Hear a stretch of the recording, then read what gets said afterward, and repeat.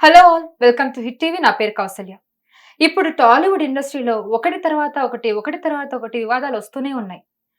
మొన్నటి వరకు 'హైడ్రా' విషయంలో నాగార్జున గారు, అండ్ మళ్ళీ ఇంకొకసారేమో ఇప్పుడు రీసెంట్‌గా అల్లు అర్జున్ గారు, మళ్ళీ ఇప్పుడు మంచు ఫ్యామిలీ. అసలు ఈ వివాదాలైతే తగ్గడం లేదు. అసలు దీని గురించి ఎలాంటి పరిణామాలు చోటు చేసుకోబోతున్నాయి? ఏంటి? అసలు ఏం జరుగుతుంది? ఏం జరగబోతుందో తెలుసుకుందాం. మనతో పాటు హైకోర్టు అడ్వకేట్ కృష్ణకాంత్ గారు ఉన్నారు. ఆయనతో మాట్లాడదాం. నమస్తే సార్. నమస్తే అండి. ఎలా ఉన్నారు? ఫైన్. సార్, మోహన్ బాబు గారిని ఖచ్చితంగా అరెస్ట్ చేస్తారా? అంటే ఇప్పుడు ఆయన మధ్యంతర బెయిల్ మీద ఉన్నారు. 24థ్ వరకే ఈ మధ్యంతర బెయిల్ ఉంది. ఆ తర్వాత ఖచ్చితంగా జైల్‌లో వేస్తామని చెప్పి సిపి చెప్పడం జరిగింది. సో, నిజంగానే ఆయన జైలుకి వెళ్తారా? ఆహ్, యాహ్! అండి. అంటే ఇప్పుడు ఏంటంటే యాక్చువల్లీ ఆ రోజు నేను చూసిన ఉదంతం ప్రకారం అయితే ఆయన మీద అటెంప్ట్ టు మర్డర్ పెట్టారు. బట్ ఇప్పుడు ప్రస్తుతానికి అదైతే సివియర్ సెక్షన్ కాబట్టి డెఫినిట్‌గా ఆయన జైలుకెళ్ళే ఛాన్సెస్ ఎక్కువున్నాయి. బట్ దానికంటే ముందు ఆయన ఇంటరిమ్ బెయిల్ తెచ్చుకున్నారు ఆయన. ఈ అవును. 24థ్ వరకు. సో, అప్పటి వరకైతే ఆయనకు టెంపరరీ రిలీఫ్ ఉంది. ఈ లోపల ఆయన మళ్ళీ లోవర్ కోర్ట్‌లో the same thing he has to file for regular bail. So, okay. అదొస్తే ఆయన ఆహ్, చ ఎళ్ళాల్సిన అవసరం లేదు. యాంటిసిపేటరీ బెయిల్ ఈ లోపల అప్లై చేసుకోవచ్చు ఆయన. యాంటిసిపేటరీ బెయిల్ అప్లై చేసుకుంటే అదొస్తే ఓకే. ఓకే. లేదంటే then he has to be taken into remand and దాని తర్వాత మళ్ళీ ఆయన రెగ్యులర్ బెయిల్ వాళ్ళ లాయర్స్ అప్లై చేసుకోవాలి. వచ్చే అవకాశం ఉందా సార్ అసలు? జనరల్లీ ఇప్పుడు నేను చూస్తున్న ఆ వీడియో ప్రకారం అయితే వచ్చే అవకాశాలు తక్కువే అనిపిస్తున్నాయి నాకు. ఓకే. బట్ అగైన్ ఇవాళ ఆయన అందుకనే దాని గురించే నాకు తెలిసి నిన్న ఎప్పుడో విలేకర్ గారిని కలవడం జరిగింది. వాళ్ళ ఫ్యామిలీని పరామర్శించడం జరిగింది. సో, అలాంటివన్నీ మరి ఆయన ఏమన్నా స్టేట్మెంట్ ఇస్తే మరి జడ్జి గారు అలాంటి స్టేట్మెంట్‌ని కన్సిడర్ చేస్తే సో, అప్పుడేమన్నా యాంటిసిపేటరీ బెయిల్ ఇచ్చే ఛాన్సెస్ ఉన్నాయి. Depends again depends the description of the judge అవంతా. సో, ఉన్నాయి. బట్ మామూలుగా ఒక జర్నలిస్ట్‌ని అలా బాగా ఫ్రాక్చర్ అయ్యే విధంగా ఆరెంజ్‌లో కొట్టడం, చాలా అసలు అది గ్రీవియస్ కూడా ఆ చేయడం అనేది క్లిప్పింగ్స్ అన్ని హ్మ్. క్లియర్‌గా మనకు హ్మ్. కనిపించడం. హ్మ్. ఇప్పుడు ఆయన వెళ్లి వాళ్ళకి క్షమాపణ చెప్పినంత మాత్రాన వాళ్ళు కేస్ ఒకవేళ పొరపాటున వాళ్ళు కేస్ వాపస్ తీసుకుంటే ఇందులో ఎలాంటి పరిణామాలు చోటు చేసుకోబోతున్నాయి? అంటే కేస్ వాపస్ తీసుకుంటే ఆయన కేస్ కొట్టేస్తారా? లేదండి. అలాంటివి ఉండవు. ఎందుకంటే ఇది క్రిమినల్ కేస్ ఇది. So, definitely it's non compoundable. ఇందులో సేమ్ అల్లు అర్జున్ గారి ఆ! విషయంలో ఏదైతే ఆ జరిగిందో. టైప్‌లోనే. సో, డెఫినిట్‌గా ఇది గూడా ఈయన వాపస్ తీసుకున్నంత మాత్రాన ఇప్పుడు రంజిత్ గారి ఆ కేసు మాఫీ అయిపోదు. అది ముందుకెళ్తుంది. ఎందుకంటే అది state will take it into cognizance and అది ట్రయల్‌కెళ్తుంది అది. Charge okay. షీట్ ఫైల్ అయ్యి దాని తర్వాత ఎళ్ళాల్సిందే అది. ఈ లోపల దాని ఆ కేసు తగ్గట్టుగా ఈయనకు ఒకవేళ యాంటిసిపేటరీ బెయిల్ దొరక్కపోతే మోహన్ బాబు గారికి ఈయనని అరెస్ట్ చేసే ఛాన్సెస్ కూడా ఉన్నాయి అందులో. Okay. Yeah! So, Mohan Babu గారు చెప్పడం ఏంటంటే, ఇది మా పర్సనల్ ఇష్యూ. పర్సనల్ ఇష్యూలో మీడియా మా ఇంటి వరకు రావడం ఎంతవరకు కరెక్ట్? అసలు నేను చేసిన తప్పైనప్పటికీ కూడా వాళ్ళు నా ఇంటి వరకు రావడం అనేది అది చాలా పెద్ద తప్పు అంటున్నారు. కానీ మీడియా తరపు నుంచి మీడియా వాళ్ళేమంటున్నారంటే, మీకు సినిమా రిలీజ్‌కి మీడియా కావాలి. మీ సినిమా స్టార్ట్ చేయాలనుకున్నా మీడియా కావాలి. మీరు ఏ ప్రెస్ మీట్ పెట్టినా మీడియా కావాలి. మీరు ఏం చెయ్యాలనుకున్నా మీడియానే కావాలి. కానీ మీ ఇంట్లో ఏదైనా జరిగితే మాత్రం మేము తెలుసుకోలేమా? అంటే మాకు తెలుసుకునేంత అర్హత లేదా? అని మీడియా అంటుంది.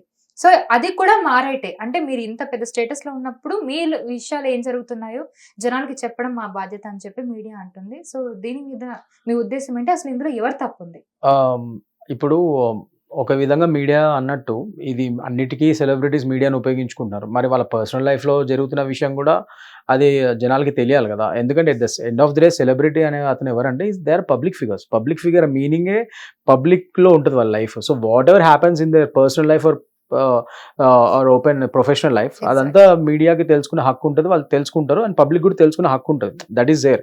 But there is also a certain limitation for that. హుహు. ఇప్పుడు ఇంకోటేంటంటే ఇప్పుడు జస్ట్ బికాజ్ ఆయన పబ్లిక్ ఫిగర్ ఆయన పర్సనల్ స్పేస్‌లో నాకు ఇది ఉంది కదా అని ఆయన బెడ్‌రూమ్‌లోకి అయితే వెళ్ళిపోలేరు కదా మీడియా వాళ్ళు.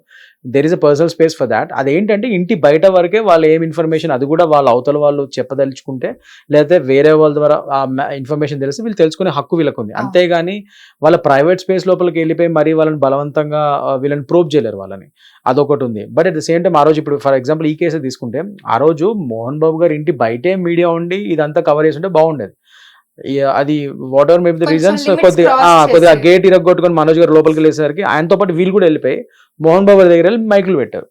సో, దానికి ఆయన ప్రొవోక్ అయ్యి అదంతా చేసినట్టు అనిపిస్తుంది చూసే వాళ్ళకి. సో, ఒక విధంగా మీడియా వాళ్ళు కూడా మరి ఇంటి బయట ఉండి కవర్ చేసుకోకుండా వితౌట్ పర్మిషన్ ఆయన పర్మిషన్ ఇచ్చుంటే లోపలికెళ్ళుంటే అది వేరే విషయం. వితౌట్ పర్మిషన్ లోపలికెళ్ళిపోయి ఆయన దగ్గర ఆయన మూతి దగ్గర మైక్ పెట్టేసరికి ఆయన ప్రొవోక్ అయ్యారు. That's a different issue. But ఇక్కడ మళ్ళీ ఇంకోటి కూడా ఏంటంటే సరే మీడియా వాళ్ళు కొద్దిగా లైన్ క్రాస్ అయ్యి లోపలికొచ్చి పెట్టారే అనుకోండి. మీరు దాన్ని కొట్టాల్సిన అవసరం కూడా లేదు కదా! ఎగ్జాక్ట్‌లీ. మీరు కూడా మీ యొక్క సంయమనాన్ని పాటిస్తూ పేషెన్స్‌ని మెయింటైన్ చేస్తూ కొద్దిగా జాగ్రత్తగా మీరే వాళ్ళని కొద్దిగా రిక్వెస్ట్ చేసి దయచేసి మీరు బయటికెళ్ళిపోండి.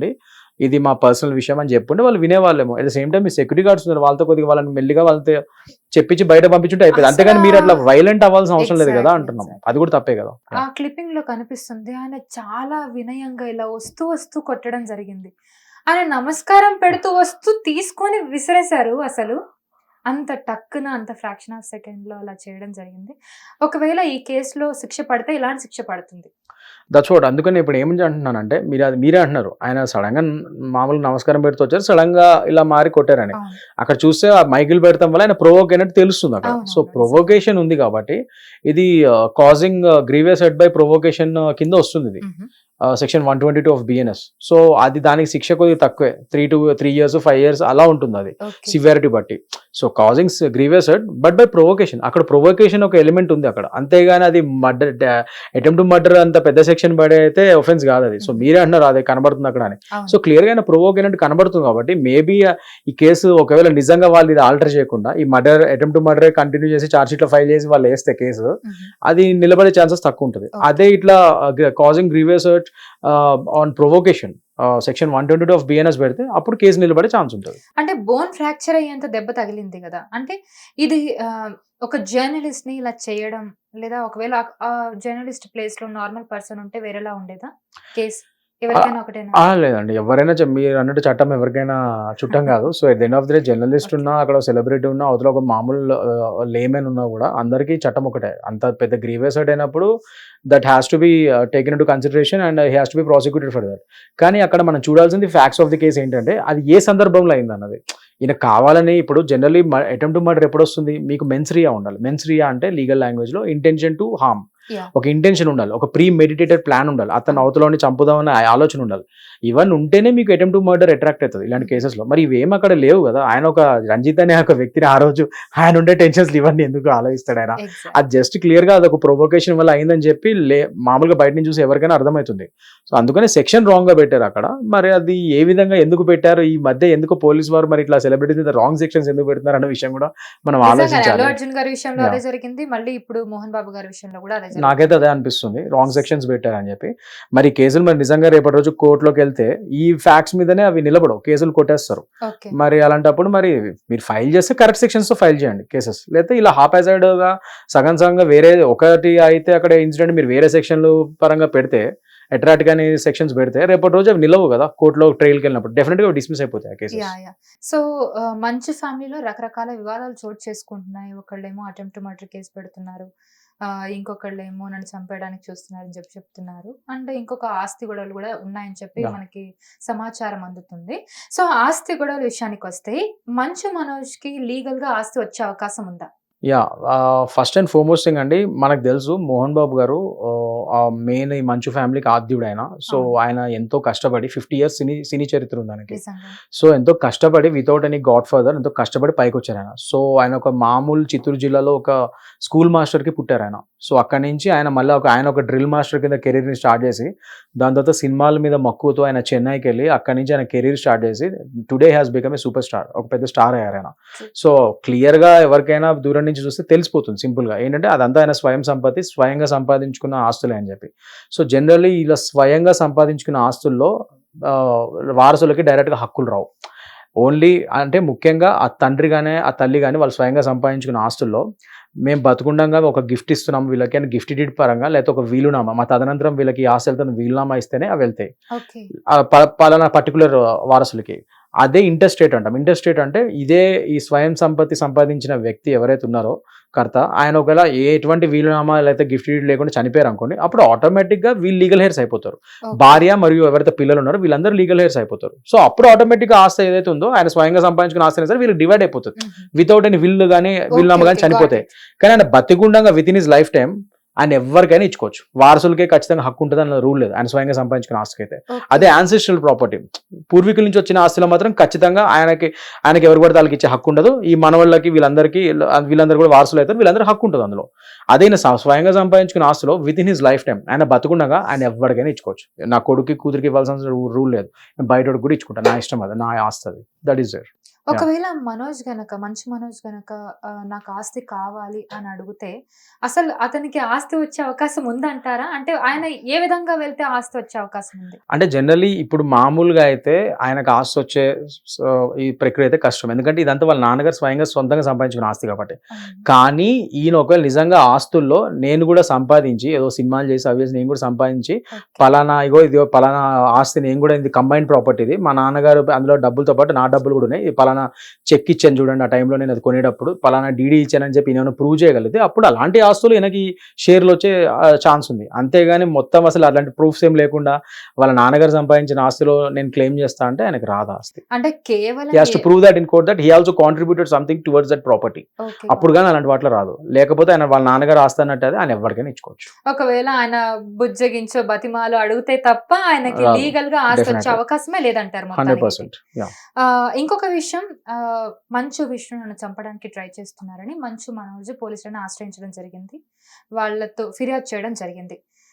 డీజిల్లో చక్కెర కలిపి నన్ను బ్లాస్ట్ చేయడానికి ట్రై చేశారు అని చెప్తున్నారు. నిజంగానే డీజిల్లో చక్కెర పోస్తే బ్లాస్ట్ అవుతుందా? ఏమో అండి, I mean I'm not a motor mechanic. మరి డీజిల్ చక్కెరేస్తే చనిపోతారా లేదా అనే విషయం అయితే నాకు తెలియదు. అది బ్లాస్ట్ అవుతుంది అవి నాకు అంత టెక్నికాలిటీస్ తెలియవు. బట్ నాకు తెలిసిన కొద్దిగా నాలెడ్జ్ పరంగా అయితే మరి చక్కెరేస్తే అది పేలుతుంది అని అయితే నేను అనుకోను.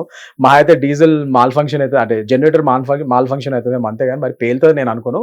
బట్ అగైన్ అది ఎక్స్పర్ట్స్ చెప్పాలి, నాకైతే అంత టెక్నికాలిటీస్ తెలియదు. బట్ ఇఫ్ ఇట్స్ రియలీ ఆయన నిజంగానే అలాంటి వాటిలో ఏమన్నా ఛాన్సెస్ ఉన్నాయి, అలా నిజంగా పేలే ఛాన్సెస్ ఉన్నాయి, ఆయన లైఫ్కి డేంజర్ అయ్యే ఛాన్స్ ఉందంటే మాత్రం అలాంటి మరి కోర్టు అలాంటప్పుడు ఎక్స్పర్ట్ ఎవరైతే మెకానికల్ కానీ అలాంటి వాళ్ళ ఒపీనియన్స్ తీసుకొని నిజంగా ఈ లాయర్స్ ఎవరైతే ఉన్నారో వాళ్ళు have to submit such things. ఇలాంటివి అయితే ఇలాంటి యాక్సిడెంట్ అయ్యే ఛాన్సెస్ ఉన్నాయి అన్న ప్రూఫ్స్ వాళ్ళు సబ్మిట్ చేయగలిగితే కోర్టులో ఇలా జనరేటర్ పేలే ఛాన్స్ ఉన్నాయి, మరి ఆయనకి డేంజరే కదా ఇది అని చెప్పి చూపించగలిగితే అప్పుడు కొద్దిగా అలాంటి అట్రాక్ట్ అయ్యే ఛాన్సెస్ ఉంటాయి. అంతేగాని ఊరికే మామూలుగా చక్కెరేసిన మాత్రం పేలిపోతుంది అంటే the court has to accept such things.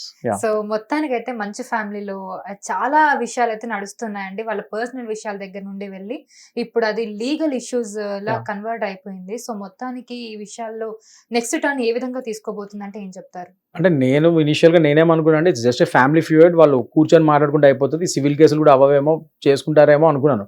But just with in few డేసే అది కొద్ది క్రిమినల్ కేసుల వైపు వెళ్ళిపోయినాయి. అవి ఒకరినొకరు కొట్టుకోవడాలు, మళ్ళీ బయట విలేకరులను కొడతారు, ఎక్కడెక్కడికో it has peak to something else. So నేను ఇప్పటికైనా నేనేమనుకుంటున్నానంటే లైక్ సివిల్ సైడ్ మాత్రం they can still SIT together, they can talk and amicable solution కోసం వాళ్ళు ట్రై చేయొచ్చు. వాళ్ళ ఫ్యామిలీ ఫ్యూడే కాబట్టి వాళ్ళందరూ కూర్చొని మాట్లాడితే ఈ సివిల్ సైడ్ అయితే కొద్దిగా వాళ్ళకి సొల్యూషన్ దొరికే ఛాన్స్ ఉన్నాయి. But criminal side I don't think ఇప్పుడు ఇంకా it's out of hands. So definitely what ever it is they have to face the law. Criminal side మాత్రం సో మీకు తెలిసినంత వరకు ఈ ఇష్యూస్ అన్ని ఎందుకు వచ్చాయి వీళ్ళ ఫ్యామిలీలో, మీకు ఏమైనా ఐడియా ఉందా? అంటే నాకు తెలిసినంత వరకు అయితే అంటే నాకే కాదు జనాలందరూ చూస్తున్న వాళ్ళకి కూడా చూస్తే ఆస్తి గొడవలు అని క్లియర్ గా తెలుస్తుంది. మేము అనుకుంటుంది కూడా ఆస్తి గొడవల వల్ల ఇవన్నీ అవుతున్నాయని అనుకుంటున్నాం. So maybe that is the main reason అని అనుకుంటున్నాను. Thank you so much. Sure అండి, నో ప్రాబ్లం. సో చూసారు కదా, ఇది వాటి మన ఇంటర్వ్యూ. మళ్ళీ ఇంకొక మంచి ఇంటర్వ్యూతో మళ్ళీ ముందుంటాను. Thank you so much for watching and keep watching Hit TV for more updates. Hit TV app ని డౌన్లోడ్ చేసుకోండి. ఇందులో short news, live news, entertainment movies అన్ని అవైలబుల్ గా ఉన్నాయి. Please download Hit TV app. Hit TV app. Hit TV యాప్ని ఫ్రీగా download చేసుకోండి.